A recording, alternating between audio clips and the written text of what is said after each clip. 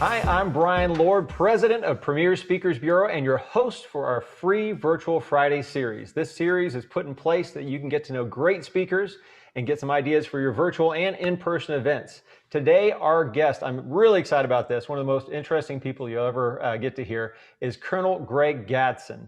Colonel Gadson spent 26 years serving the military. He culminated his career there serving as the garrison commander at Fort Belvoir, but he served in numerous tours from Bosnia to Afghanistan and Iraq. In 2007, Colonel Gadson lost both of his legs above the knees and lost normal use of his right arm and hand after an IED attack. But his story does not end there. He was a former linebacker at West Point, where he was asked after that happened in 2007 to go speak for the New York Giants. And he inspired them so much they went on a long winning streak, which ended in their improbable upset victory over the previously undefeated New England Patriots in the Super Bowl. A few years later, Colonel Gadson starred in the blockbuster movie Battleship alongside Liam Neeson, Rihanna, Alexander Skarsgård, Taylor Kitsch, and Brooklyn Decker. Greg continues to live an energetic and dynamic lifestyle. He serves his nation as an entrepreneur and managing partner of Patriot Strategies, a government services company. He also continues acting in shows like The Inspectors. And Greg is also, if there weren't enough things, he's also an accomplished photographer and artist and remains active in cycling, skiing, and scuba. So Colonel Gadson, thank you so much for joining us today for this event. Well, Brian, thank you for having me here. It's really great to see you in person. We've been talking, quite a bit over the years, and that, sort of putting a name to a face. So, one of the things that the COVID environment has driven us this virtual environment. So, if there's a silver lining, perhaps this is part of it. We've I won't say perfected, but we've developed another way of doing making useful connections. So thank you for having me here. Hey, well, it's my pleasure, definitely. So, Colonel, take us. So your story. I mean, obviously you had a long story before this, but take us back to that day in May in Iraq and just walk us through your story. Sure. Thank you, Brian. Well, a little more than 14 years ago, I mean, this is July, so just May of 2007, is a significant day for me. We were, my battalion and the brigade I was part of, deployed to Iraq as part of the surge that President George Bush directed in early 2007. We were the second of ultimately 5 brigades that were deployed to Iraq to again get the violence under control. So as you can imagine, the violence was very significant. In those early months of 2007, I can truly recall that almost every single day a U.S. service member would pay with their lives, and it was just, that was the nature of the environment at that time. Ironically, on May 7th, I was returning from a memorial service for two young men in a sister battalion in my brigade, First Lieutenant Ryan Jones and Specialist Sunson, who had been killed 3 days earlier. We were able to honor their sacrifice with a small memorial service, which I attended. After the ceremony, the service, I would head back to my headquarters in a 4-vehicle patrol. I was the third of 4 vehicles when a command detonated improvised explosive device struck my vehicle. The blast, lifted my 15,000-pound armored vehicle off the road, and it ejected me out of the vehicle, where I can recall flying through the air before I hit the ground, and I came to a rolling stop on my back. I knew what had happened in terms of the blast, and I knew it was serious because I just couldn't move. I was just laying there. I didn't know what was wrong with me. I just knew that it was bad. I couldn't get up, and you know, the last thing I remember thinking or saying kind of out loud was, God, I don't want to die here. And then I lost consciousness. But I was fortunate that my teammates, men and women in this very formation that you see pictured behind me, men like First Sergeant Frederick Johnson, who was in the fourth vehicle following me, and the senior non-commissioned officer in my patrol. He would be the first to arrive at my vehicle when it finally came to a stop, and he was the one that actually identified that I was missing. And he would locate me about 100 meters or so from where my vehicle stopped. I was already unconscious and lying in a pool of my own blood when he began to resuscitate me. And a young private named Eric Brown would put the tourniquets on my legs, a fact that the doctors give him credit for saving my life. And as you know, what I consider, extremely an extremely big blessing from about this young man was that he wasn't a medic, or at least he wasn't a military occupational specialty trained medic, as his primary skill in the Army. He was actually a chemical specialist responsible for maintaining and taking care of our nuclear, biological, and chemical detection equipment. And as fate would have it, the medic that was assigned in my personal security detachment would slip on some ice back at Fort Riley before we deployed. And when we asked for a replacement medic, the Army didn't have one to provide.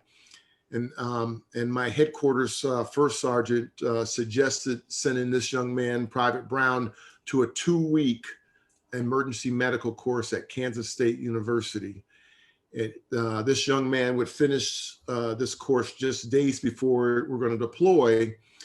And my chain of command came back to me with the suggestion of putting this young man in one of my subordinate platoons and bringing up a medic for my personal security detachment. Well, on the basis of not wanting to disrupt the teamwork, I said no, but I think more personally, I felt that if this young man was good enough for my soldiers, then he was good enough for me. So I kept him as my medic.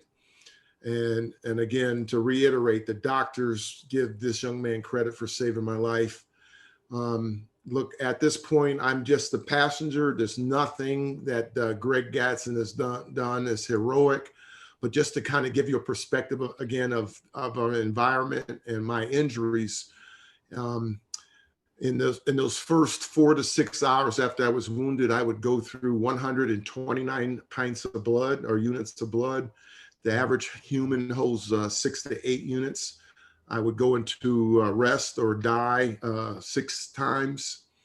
And again, in the month of May of 2007, again, to give you a sense of the environment, 131 U.S. service members paid in full measure were killed in combat, and more than 10 times that were severely wounded. So it was an extremely, extremely violent time period. I would get evacuated begin my evacuation the next day, arriving at Walter Reed Army Medical Center on the 11th of May, just 4 days after being wounded.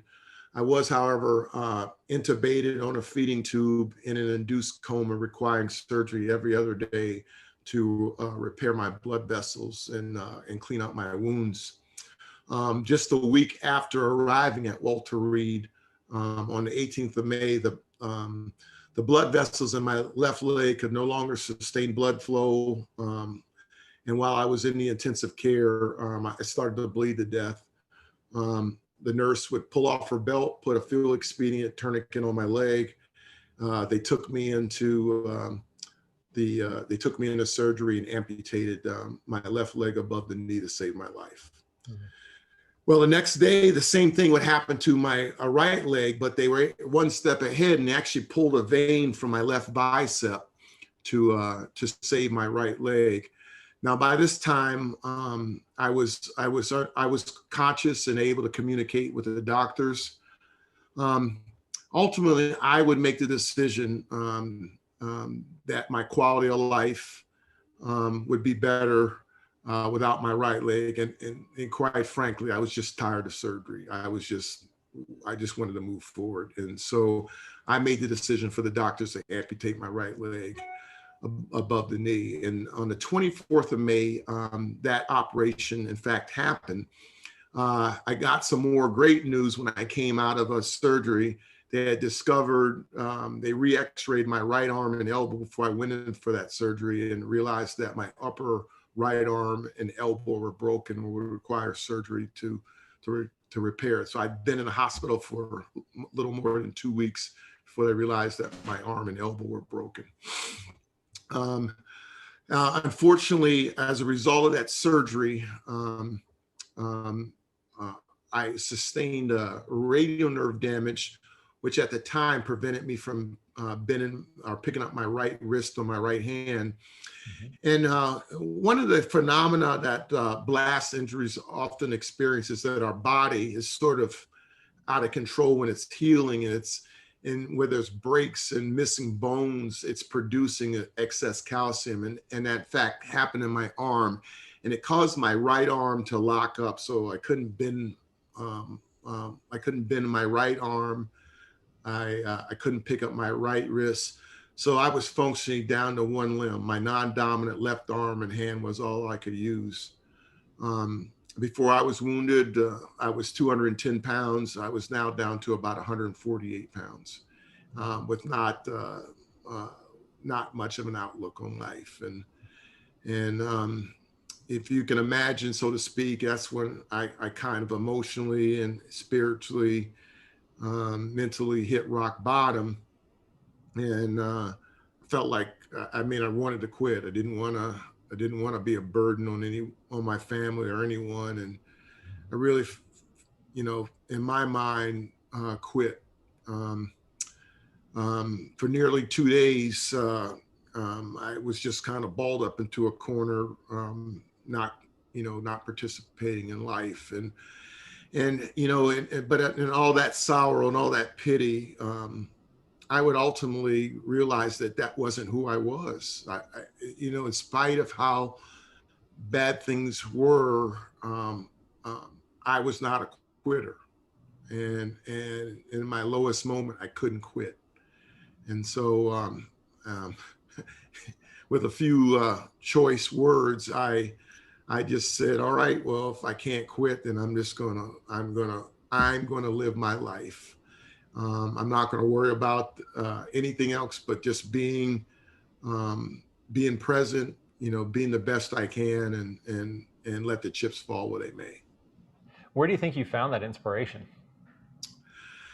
Well, is it inspiration? Is it just upbringing? I think it's a combination of a lot of things. I start with my parents, who grew up in the Jim Crow South, who grew up in a time where I can't imagine how tough things were. And me being their first son, I just those are sort of the things that they instilled in me. Two Howard University alumnus and graduates, they just would never let me quit. As an athlete, an undersized athlete, I could never quit. Going through the academy, I could never quit. And so, one of the things that I like to kind of impart to the audience is every day, we live our lives, and I'm just blessed, not necessarily all the time by my circumstances, but just by a life that never let me quit. And so that became my character. And so even in my lowest moment, that was my character. And that's all I always knew was how to fight, and I just continue to fight. How do you teach that to the people, whether you're a business leader, an entrepreneur as you are now, or as a leader in the military? How do you pass that on to the people that are working for you or serving under you? Right. Well, to me, first, I think it starts with many times, I talk about pride. And to me, pride converts into really accountability and self-accountability, you know, and that accountability is about living up to being the best I can be. And so that's where I want to be. I want to be the best I can be, but that's also tied to self-awareness. And that self-awareness is being present. Many of us live our lives encumbered by things that we're dragging in the past, and all they do is encumber us. And many of us live our lives living for the next day, looking over the horizon. Well, going through this experience, not just this experience, but being an athlete, lined up, you can only play the play you're in. That's what our coach used to say. And when I didn't have a tomorrow that I could imagine, my legs were gone, so there was no need in me looking back. All I could do was be present. But that being, understanding and having the awareness of being present and just staying in a present moment allowed me to be my best. So, talking about being in the moment and inspiring others, you're talking about being this really low point, but it's just a few months later that you get a call from one of your former teammates, who at that point was one of the coaches of the Giants. How do you go from that, from where you were to where you're inspiring people? And I love the Giant story, so can you share that, like the transition and how you got there?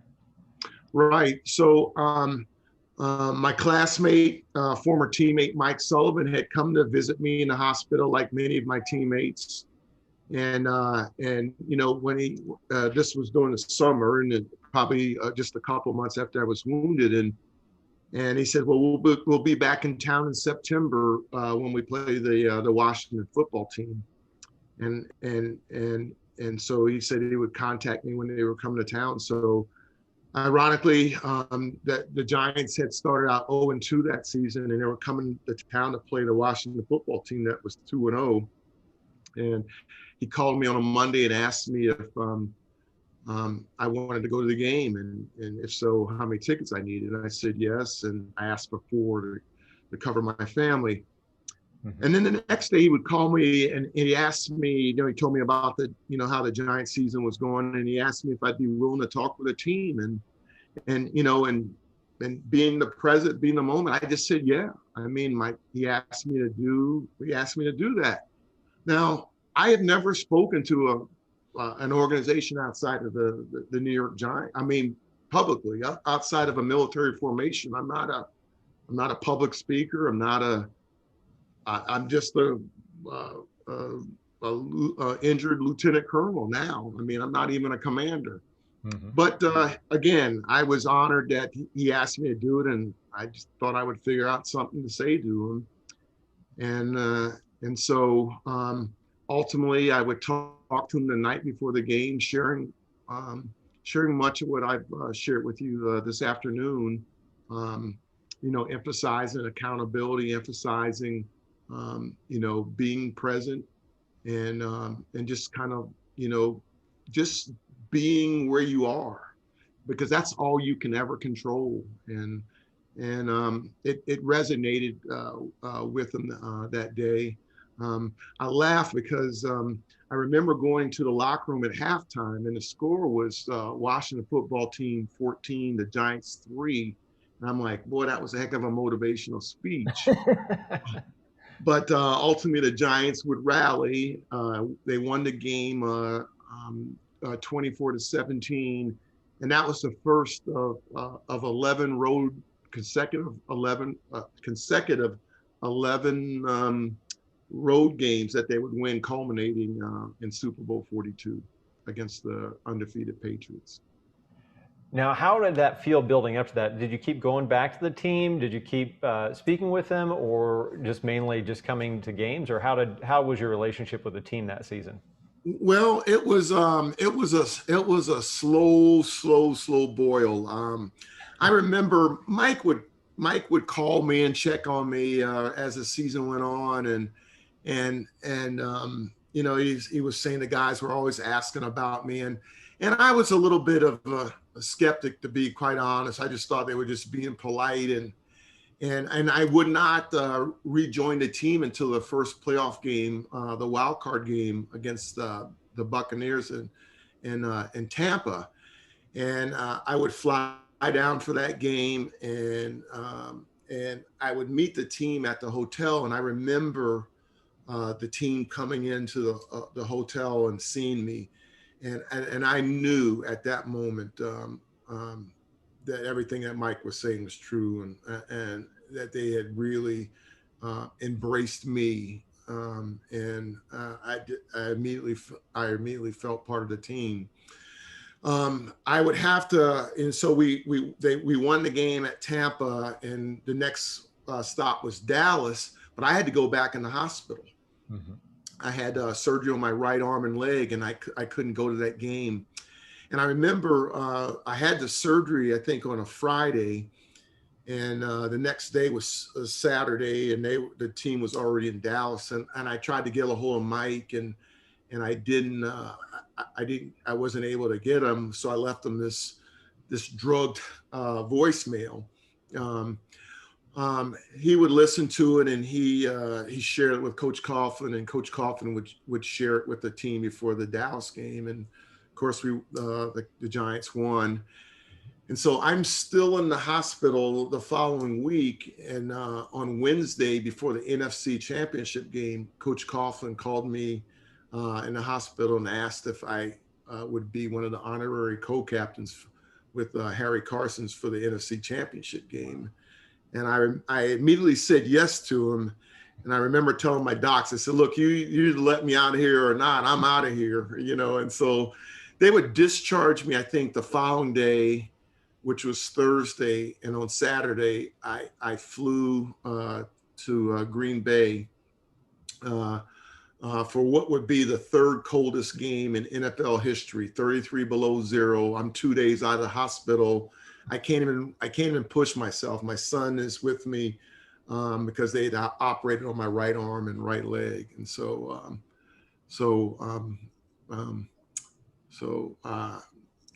we would ultimately win in overtime, and 2 weeks later I'm in the Super Bowl.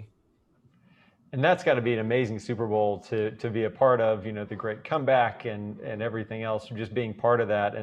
And what do you feel like that meant to them having you there for, a lot of that playoff run? Well, it was pretty special. It was pretty emotional. As much as I kind of hate to admit it, I also realized that I probably played an emotional role, a comforting role. I almost felt like I was almost like clergy on the team, because I could listen to the coaches as well as the players, and really just be able to kind of synthesize where everybody was at without compromising anyone, or maybe impart a pearl of wisdom to someone, or a perspective that maybe everybody was kind of missing. And so I did have a role, and as small as it was, I was part of the team. Now, if that's not cool enough, a few years later, you end up getting to be a part of a huge action movie, Battleship, with a ton of Hollywood stars in there, Liam Neeson, and Rihanna, and Brooklyn Decker, and all these others. What was that? How did you get that part, first of all? And what was that experience like? Well, again, in the vein of being present and not being afraid to take on anything, I was fortunate that Peter Berg, the director of the movie, was a New York Giants fan. You may recall me wearing a New York Giants hat in the movie. Yeah, that's right. Yeah. Peter's father was a former Marine, and his patriotism that's why he asked me to be in a movie. I kid you not, I never played a tree school play, much less acted before. And but again, I was willing to try. And Well, you do look like the toughest man on earth in that movie. I will definitely give you that. That's like if I was one of those aliens, I would have taken off too. but I I appreciate that, Brian. You know, I kid, but you know, with a face like this, you know, my mother used to hang a pork chop around my neck so the dog would play with me. So So what was the most fun part or most demanding part of being in that movie? so you know, acting is transforming yourself.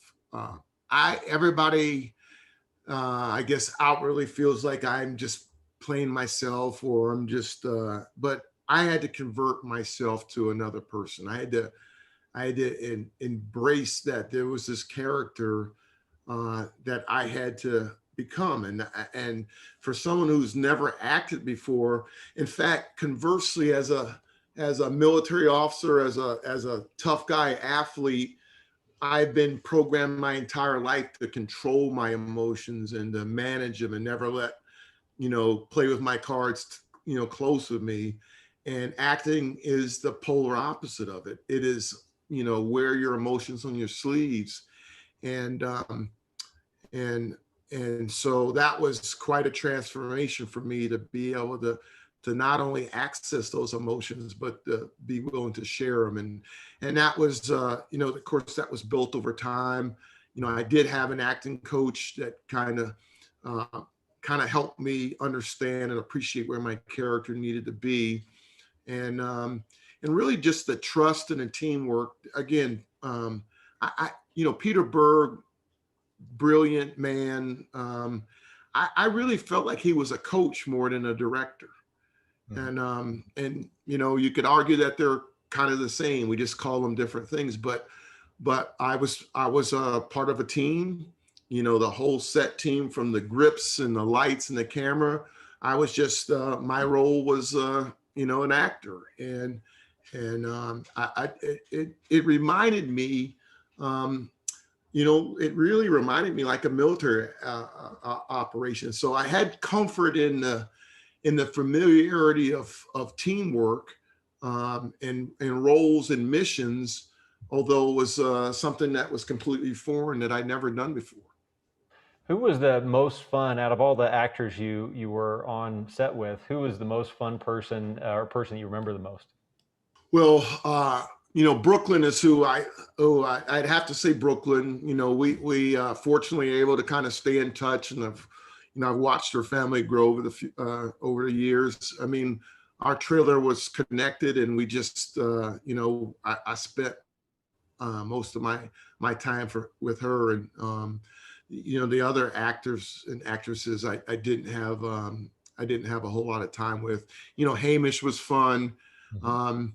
But you know, a dear Peter Berg is just still a dear friend. You know, I still communicate with him frequently as well. So to kind of finish up, our time together here, you've been through so much, and just thinking about that time where you spent those 2 days that you didn't know what was going to happen next, and you didn't know if you wanted to be part of it, to where you are now. What advice would you give people? We've just come through COVID, or still coming through it. What advice would you give to people who find themselves physically, emotionally, mentally in a really dark place? Well, I would say this, Brian. You know, this pandemic is in some cases re-reminded, or that, you know, what we're in control of life. None of us has any control over this pandemic, but we do have control of ourselves. And in learning to be my best and learn to be present, what you really have to do is understand and appreciate what you have control over and what you don't, and applying your energy to what you can control, and not giving it away to what you can't. Um, and you know, obviously, this pandemic it's been very disruptive, and it's changed the lives of all of us in some way, shape, or form. But, in life, life is it also, but it really also reminds us that life is in constant change. For many of us, we don't see it because it's so negligible, but it is in constant change. You know, it was a reminder of me from, being wounded in combat to just, being deployed. I kid about, all this social distancing stuff and not being able to go anywhere. I was like, well, that kind of reminds me of that one year in Afghanistan. And so I've been blessed with so many experiences in life that have allowed me to really appreciate and put things in perspective, and again appreciate where I need to put my energy, where I need to focus my energy, and where I don't need to focus it. So Colonel Gadson, thank you so much for joining us here for this free Virtual Friday event. We really appreciate you sharing your wit and wisdom and time with us. Thank you, Brian. I appreciate it. So for everybody watching, make sure to check out Colonel Greg Gadson on our website. You can also check out future events at freevirtualfridays.com, premierspeakers.com, and nationalspeakers.com. So on behalf of everyone here at Premier and National, thank you for tuning in to Free Virtual Fridays.